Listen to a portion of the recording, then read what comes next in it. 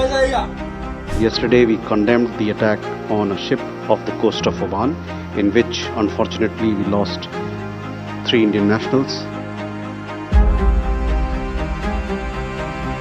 क्या महाशक्ति अमेरिका अब समंदर का नया गुंडा बन चुका है? क्या नियम कानूनों की दुहाई देने वाला वॉशिंगटन अब निर्दोषों के खून से अपने हाथ रंग रहा है?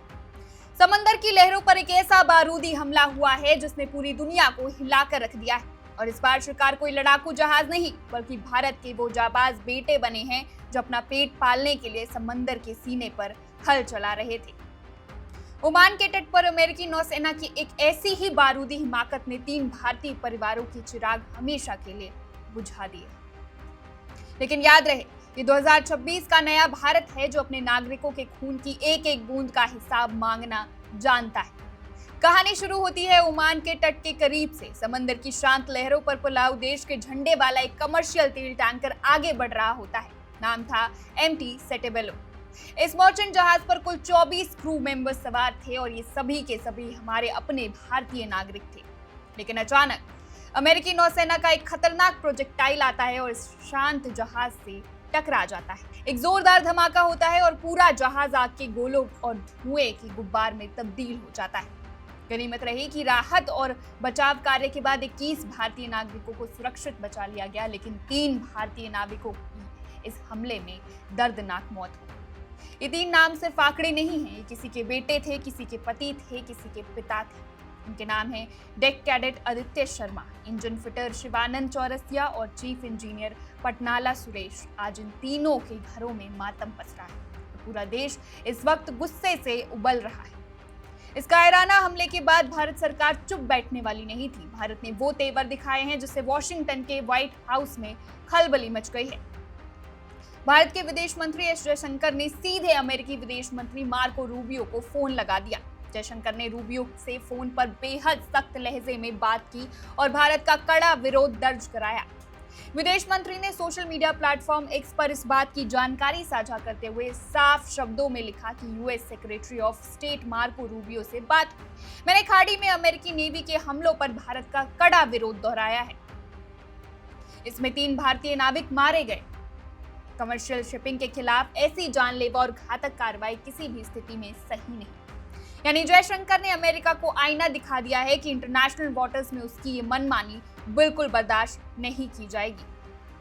बात सिर्फ एक फोन कॉल तक ही सीमित नहीं रही।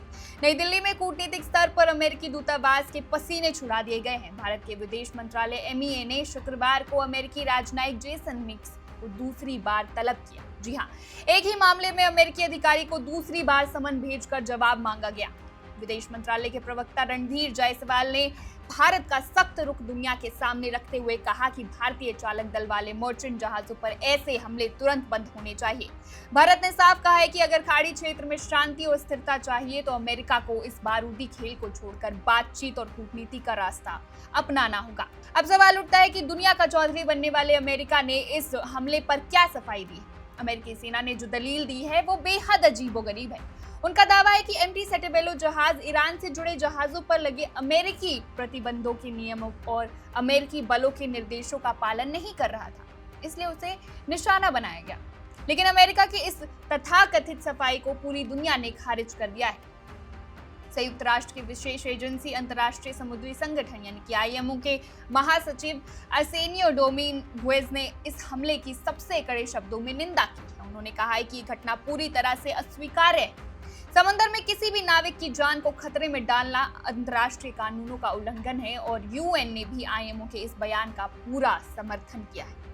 इस दर्दनाक और तनावपूर्ण घटना के बाद भारत सरकार ने अपनी सभी सुरक्षा एजेंसियों को हाई अलर्ट पर डाल दिया है। भारतीय नौसेना के निर्देश दिए गए हैं कि वो अंतर्राष्ट्रीय समुद्री अधिकारियों के साथ तालमेल बिठाकर समंदर में मौजूद हर एक भारतीय नागरिक और जहाज की सुरक्षा पुख्ता करें।